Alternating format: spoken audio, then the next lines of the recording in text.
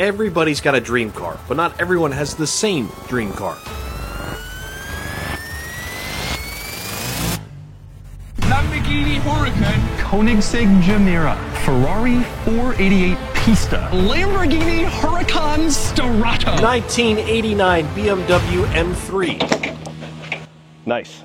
Bugatti Divo, 2014 McLaren.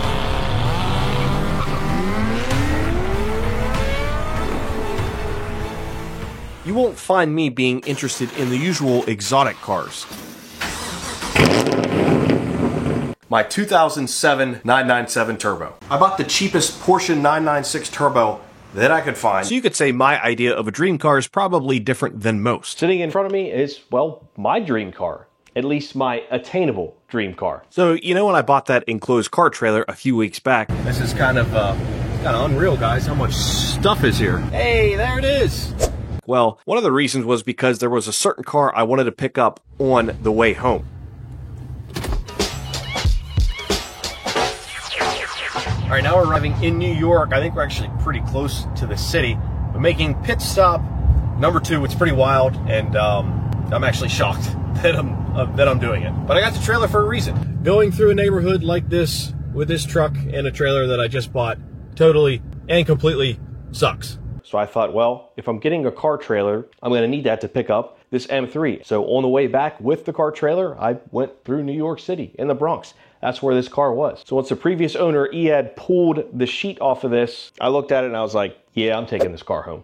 But this is it here, my 1989 BMW M3. It is a true and real M3, though it's missing a lot of stuff. We'll leave it at that.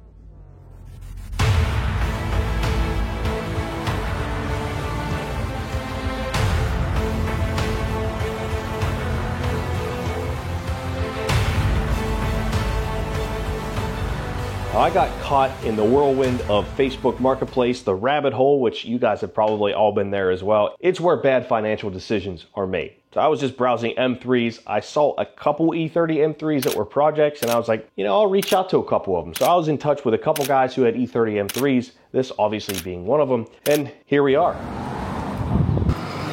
I made the purchase, but we had to get the car on the trailer, and this was an extremely busy street in downtown Bronx. So it was easier said than done.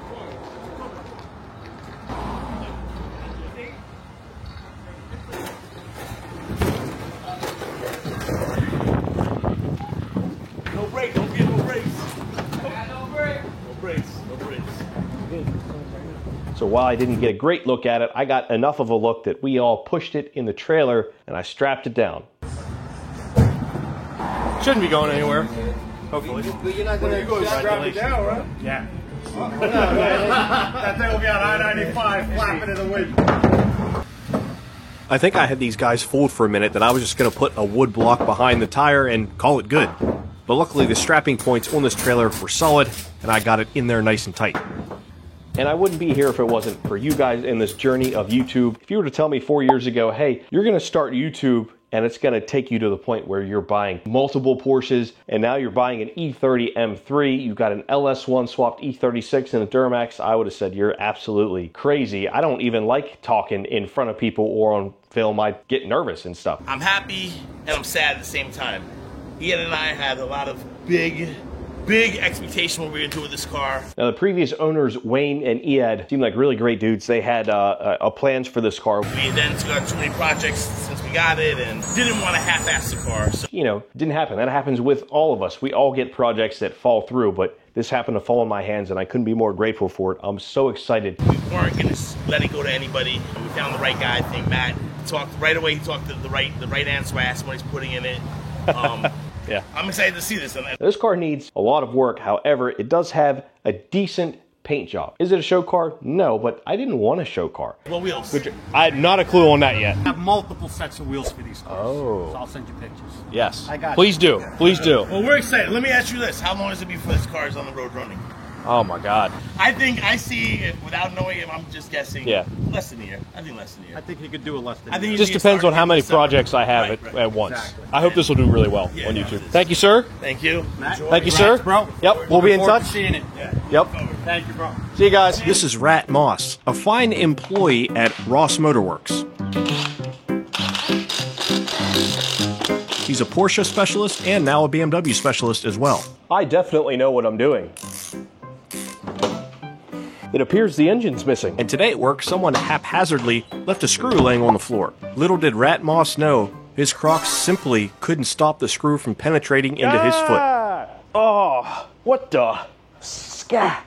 If you've ever been in a similar situation, You can check out Morgan & Morgan. America's largest injury law firm. When you're seriously hurt, your injury could be worth millions. Morgan & Morgan don't settle for lowball offers. And if you don't win, your fee is completely free. And what's great is it only takes a couple of minutes to find out if you have a case with Morgan & Morgan. If you ever got seriously injured, your case could be worth millions, and you're only a few clicks away from potentially changing your life. You can start your claim now with Morgan & Morgan at forthepeople.com/Matt Ross. Or you could also scan the QR code on screen. I want an E30 M3 that I'm going to drive around. I'm going to drive it all the time once it's up and running and not worry about it. I want to enjoy this car. I don't want to let it just sit in a garage. And obviously with what I do on YouTube, I couldn't afford a showroom-worthy E30 M3 anyway, and even if I could, then I wouldn't want to drive it. So I wanted a project, and I wanted to put my own spin on an E30 M3. If you guys watch my trailer videos, you know that I bought this trailer for $800, not including all the extra fees, and it's untested. So now I'm driving an untested trailer home with a very expensive car inside. These things are pretty rare. You never see them out and about. I've never seen one in public, I don't think, other than at car shows. I want to drive it to work. I want to drive it to the gym. I want to drive it to get groceries. I want to do all the fun things with this car and make it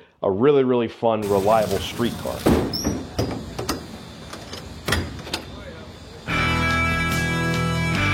You can see Wayne and Ian have very great taste in cars. I love Ford Raptors, and Wayne has a cool Ferrari as well, along with a bunch of other cool stuff. And just like that, I'm now the proud owner of a 1989 BMW E30 M3. As of this moment, the car has no engine, no transmission, no rear diff. It actually came with a whole bunch of parts to do a 5-lug conversion, which is awesome. I'm just a little stressed driving through the Bronx with my frickin' 2500 and a 24-foot trailer with an E30 M3 inside and frickin' crazy New York drivers. And these roads are so rough. The car is probably completely loose on the ratchet straps already. This is not good. That's everything's fine. There's no traffic. It's all good.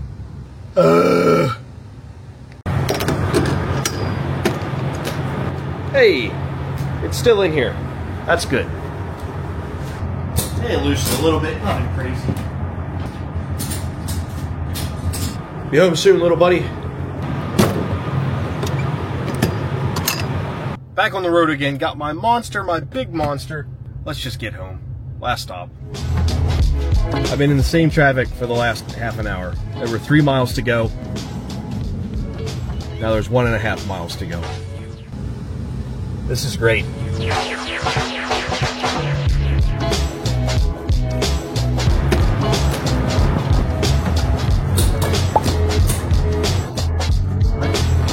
But before we dive into all that, I gotta fix the suspension on the car. The car is walking itself over because the passenger side rear wheel is completely canted. It's making the rear have its own steering. I knew unloading this car wouldn't be the easiest thing, but I thought the hardest part would be getting the car turned in the garage. But it turns out just getting it out of the trailer was a challenge in and of itself.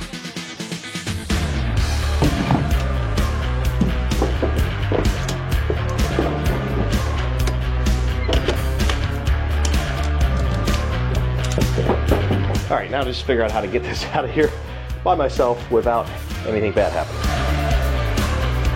Good thing it's light.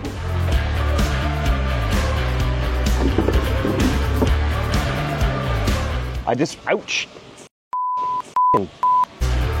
Clearly I'm not used to trailers because I hit my head on that cable numerous times. You can see the car was lined up straight, but it was going towards the driver's side, and that's because, well, the passenger side rear wheel was completely loose, and I'll show you guys why a little bit later. Oh, that could have been bad. Not only is my driveway surrounded by car parts, wheels, tires, a whole nother E30, but it's a hill on every single side, so I almost lost control of the car, and it would have been ugly no matter what happened. But after a lot, and I mean a lot, of struggling I finally got it in the garage. You can see how candid that rear wheel is now. Whew. Oh my God. That was awful. It's making the rear have its own steering, so I gotta get the car up in the air and fix that before we proceed forward. You saw how much of a nightmare this thing was to get in the garage. Let's fix this and then we'll move on. And here's a first look at the car in the garage. Granted, it's dirty, it's been sitting for years, but man, do I love me some E30 M3 fenders.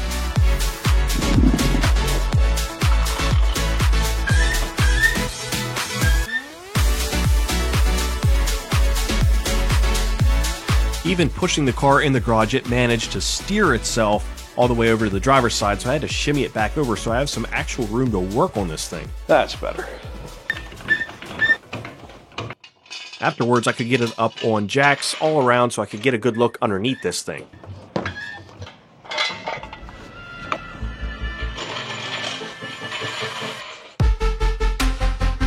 And now I could get my first look underneath this 30-plus-year-old car. Now I want to crawl under the thing for the first time and figure out why this wheel, which is now tight, is so candid. That's really preventing me from moving this thing around. I need to get it outside and clean it, but first, I gotta fix this.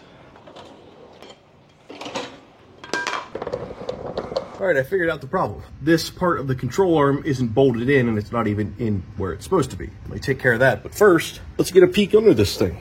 Over here, looks pretty decent. Spare tire well looks fine. Floor looks really nice.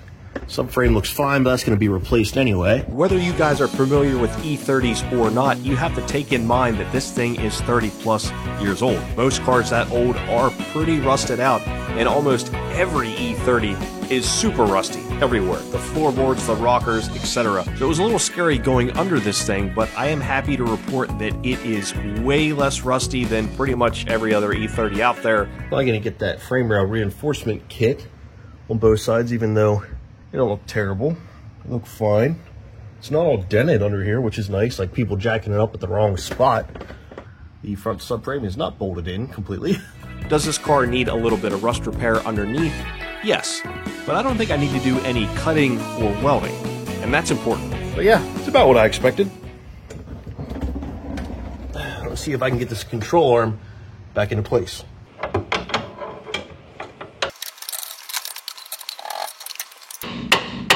There we go.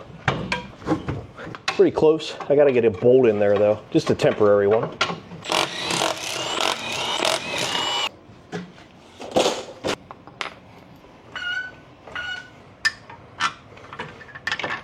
There we go. Got a bolt in there. I might as well pull this axle out too because it's no good and it can go in the dump. Let's see if Big Bertha can get this thing out.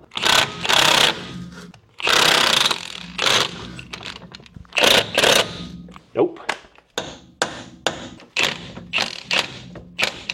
Nope. All right, plan B. Huh. Well, that doesn't seem to be doing shit, because it's not. Nope. Plan C. Brute force.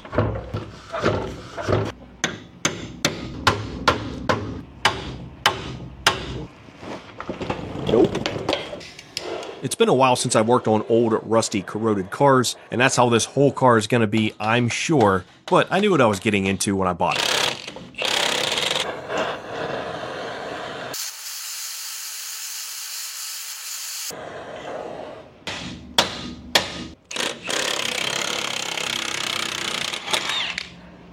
Got him. Mama didn't raise no quitter. Let's see if this axle comes out easier if I need the air hammer. Yep, air hammer it is.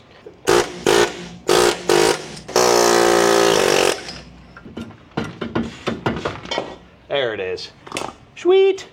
Old cars are fun. You ever do that thing where you pinch your skin between something? Yeah, this just happened to me while swinging the hammer. Those are the worst. But the axle's out. Suspension's fixed. Now I can push the car around and do what I need to do.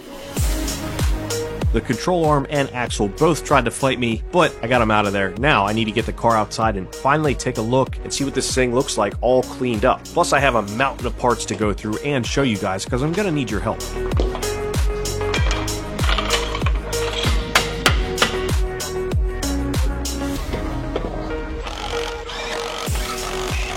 I should be able to drive this thing around just fine. Well, not drive, push. I love this wall-mounted jack stand holder, and I've got it linked in the description box below. It's from Amazon, pretty cheap.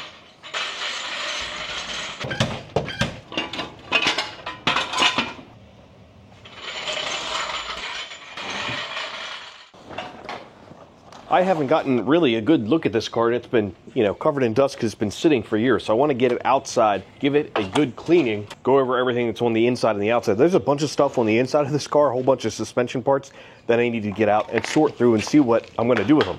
Oh, it's rolling way better now. The problem is I only have meat and I've got no brakes.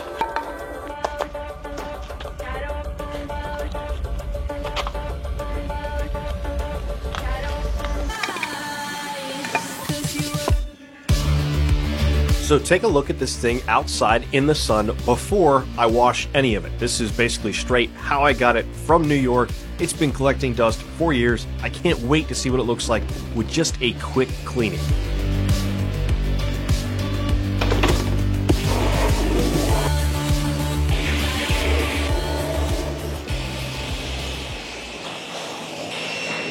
I realized the hood wanted to extend too far forward, and then I figured out, well, the hinge actually wasn't connected. So off to get a nice little bolt and nut. We'll fix that up real quick because I don't want this hood blowing too far forward and getting destroyed somehow. I know all too well of how that goes on red BMWs.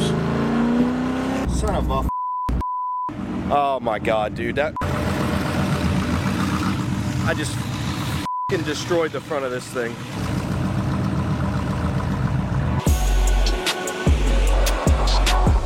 Let's talk engine bay. If you look closely, or maybe not, you can tell that this engine bay has been repainted, which normally I would say is fantastic, that is awesome. But whoever repainted this engine bay, looks like they took about 5 minutes to do so. They hardly taped anything off. They went right over the wiring harness, they went over the cruise control module, they missed some spots. Overall, it's just a very, very poorly done job.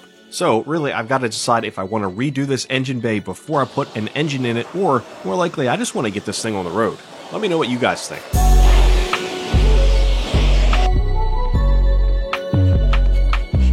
Whatever these wheels and tires are, they are neither nice nor do they fit this body chassis in any way, shape, or form.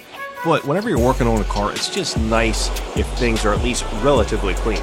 That's why I'm giving the wheels a quick clean, not because I think they're going to look good when I'm done with it.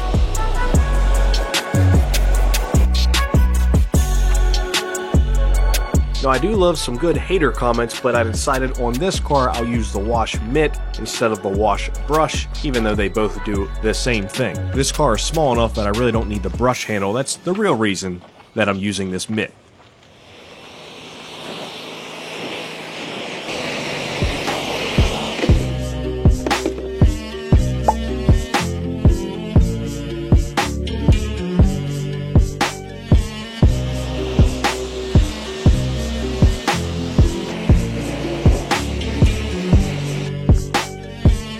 If you've never used, heard of, or seen these large drying towels, they are the bee's knees. I actually can't believe how extraordinarily well they work. You can dry my entire truck with this and not wring it out once. It holds that much water.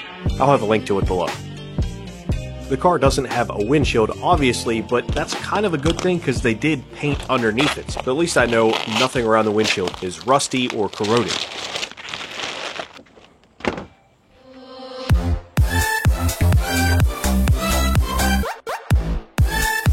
And with that, we've got a clean E30 M3. Take a look at this, guys, and let me know your thoughts. It looks amazing in video, probably a good bit better than it looks in person. I wasn't initially digging the red because I already have a red E36, but the more I look at it, this, I think, is the right color for this car. Now, the interior is completely torn apart and looks like a mess. That's an understatement. But part of the reason is it's filled with suspension parts, and I haven't done much research yet, but I believe the suspension is from a Z3, but it is all 5-lug stuff. It includes a new rear subframe. Well, a brand new second-hand subframe. It is missing the gauge cluster, which kind of sucks because that's M3 unique. And of course, it's got a cracked dash like 99.9% of every E30 ever made.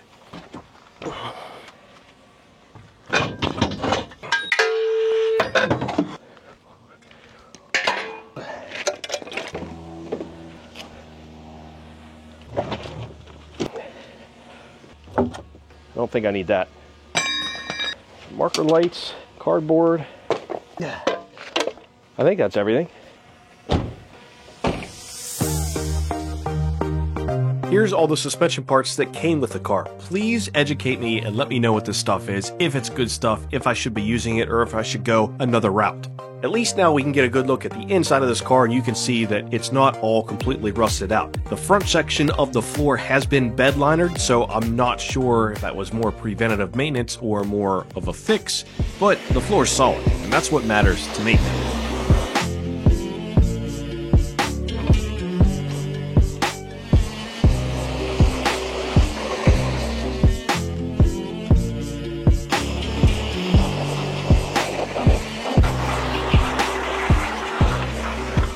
I also forgot there's a bunch of stuff in the trunk too. I don't know that any of it is really that important. Got some ducks for the inside, windshield wiper, some more ducks, cobwebs, some random goodies in here. Well, this random stuff in here.